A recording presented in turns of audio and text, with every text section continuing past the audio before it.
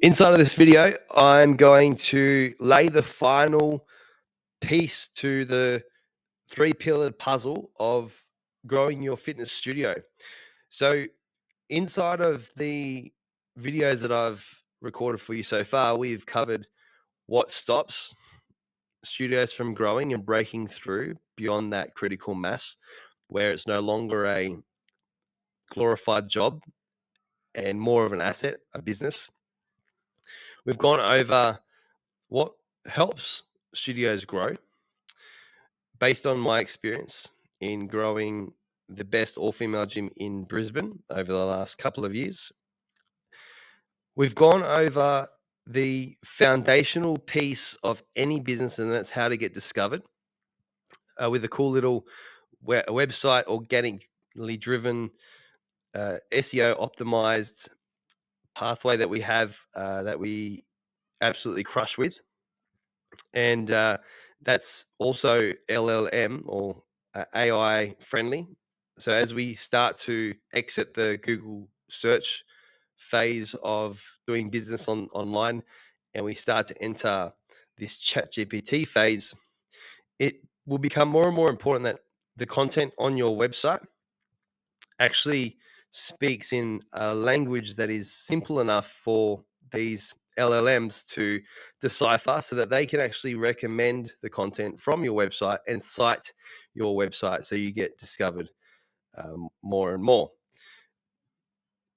We've also covered setting up the perfect date, because it's all well and good being swiped right or left on. I don't know, I've never used Tinder, but the analogy I'm using there is it's all well and good being discovered and having someone say, hey, I'm interested in your goods. But unless you can set up that first date where you can really establish trust quickly and authority in the fact that you can get the person what they actually want, it's going to be very hard to convert that initial discovery into something more long term. And finally, in this video, we're going to cover, what do you do after that? So once you've gone past that first date, how do you set up a customer experience that continually asks for buy-in and continually gets a yes? Because that's the reality of the market today in the fitness industry. Is there's so much competition, there's so much choice, there's so much information online. At a moment's notice, anyone can just completely change their mind and change trajectory with how they want to achieve their fitness goals, or if they even want to achieve them at all. And you've probably been in the position before where you've wanted a result for a client more than they've wanted it for themselves, or you have seen them experience what you have, and they may not necessarily have gotten the understanding of why they're experiencing what they're experiencing with you. So they go on a different pathway, and you know full well that them going to that different pathway is not going to get them the result that they want, but you've been left there frustrated because they've already made their mind up. So if this has ever happened to you, it's because you haven't pre-communicated and laid the steps in a specific way that establishes complete trust and faith ongoing in your client's mind. Think about an early relationship you may have had. I know I can definitely relate to this meme on screen, because when you have young love, you often dive straight in without a second's thought, similar to what someone will do in spring or New Year's when they have had a snapping point. They want to change something about themselves. They go into it with rose-colored glasses, and then all of a sudden, 3 or 4 weeks in, they're tired.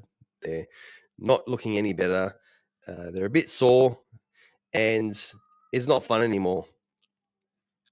It's at that point, if you had have communicated clearly in the beginning and laid out these steps that I'm about to show you, you probably could avoid that early drop off and ultimately increase your customer lifetime value, because it is expensive getting new customers, and you want to hang on to them as long as you can, not only for the lifetime value, but for the result, the review, and then the referral.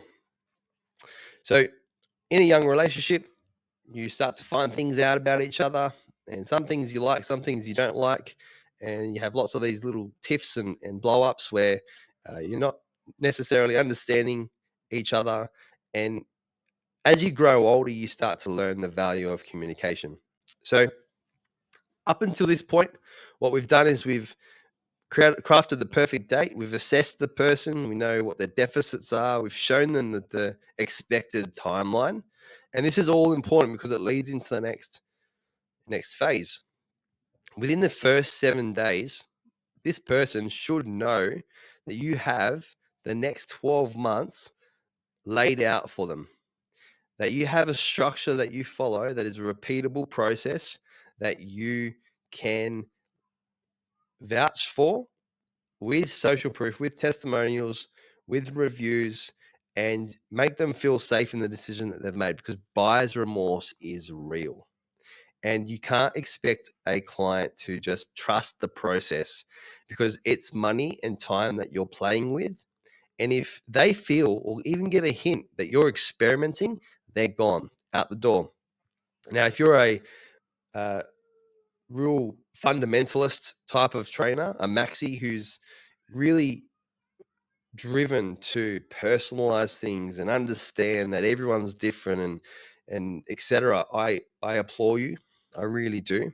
But when it comes to servicing 80, 90, 100 members and more, you have to have systems that work and buckets for people to fall into, that you can start with some kind of structure for.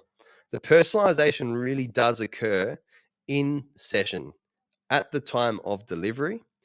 The framework can be really mapped out for 12 months, 24 months. It's up to you how long you go ahead. I find 12 months is the sweet spot.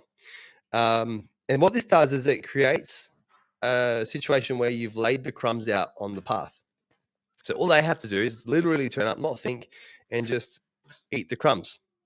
Now, this alone is not exciting, doesn't look exciting, albeit a pretty empty periodization.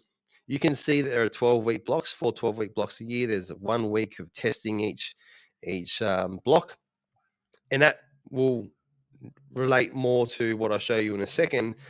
But alone, this isn't very exciting. And even if I filled this out with all the exercises, the sets, the reps, the tempo that we have planned out for everyone, it still wouldn't cut through for the client. So you have to go one step further. And think back to the last time you went for a hike, say up a mountain, or you even just think about the prospect of why people would even want to climb Everest. They climb because they get to a certain point, and then they say they can.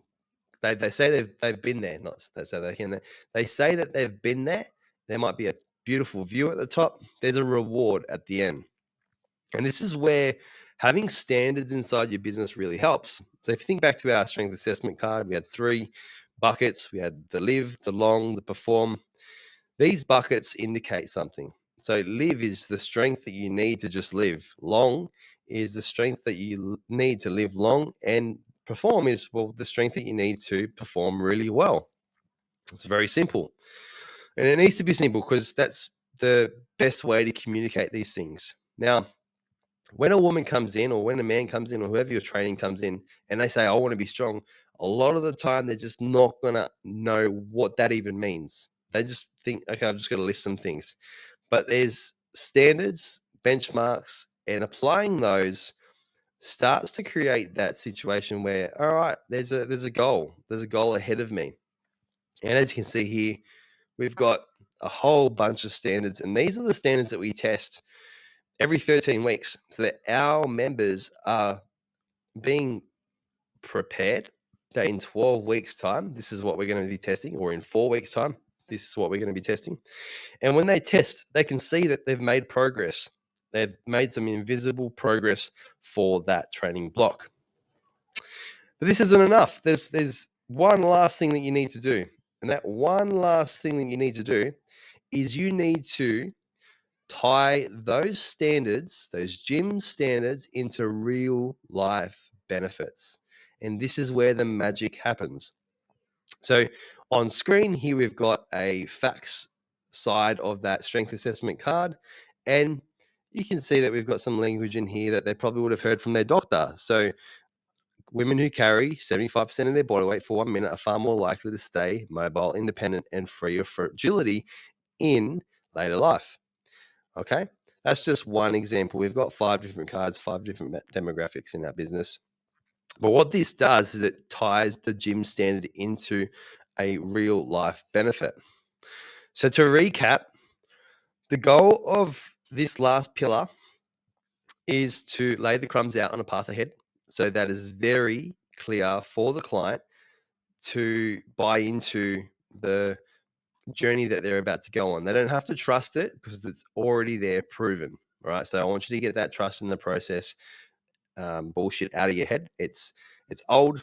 It was coined 10, 15 years ago when there wasn't a thousand influencers online who could plant a seed of doubt at a moment's notice and start to drift your client's resolve away from the process.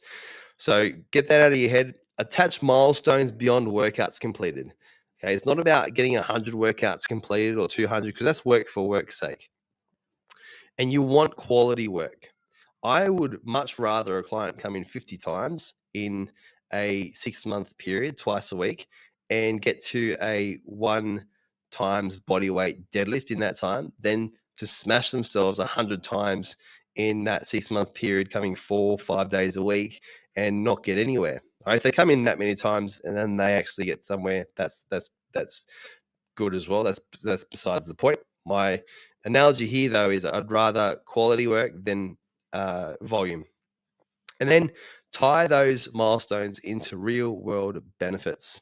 So for a 50-year-old woman who's thinking about the last decade of her life and how she's going to spend the second half of her life, she wants to be independent, injury free. For a 25-year-old woman, that real life benefit is completely different. She wants to look and feel sexy. She wants to have a beautiful figure with symmetry and full glutes in a jeans or a bikini. So you've got to tie those gym standards to real life benefits. And the cool thing is most of the time the standards don't change. It's just the real life benefits and how you communicate them that do change. This makes every workout your membership feel significant and worthwhile. Gives them something to buy into and work towards. Do this step right, and you will literally turn a client who spends 12 weeks with you into a client who spends 12 months with you.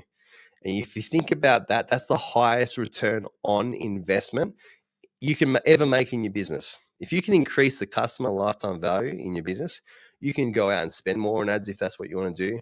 You can do less of those sales consultations and actually focus on the quality ones, because you'll know that when you get the quality ones that buy in, they last longer.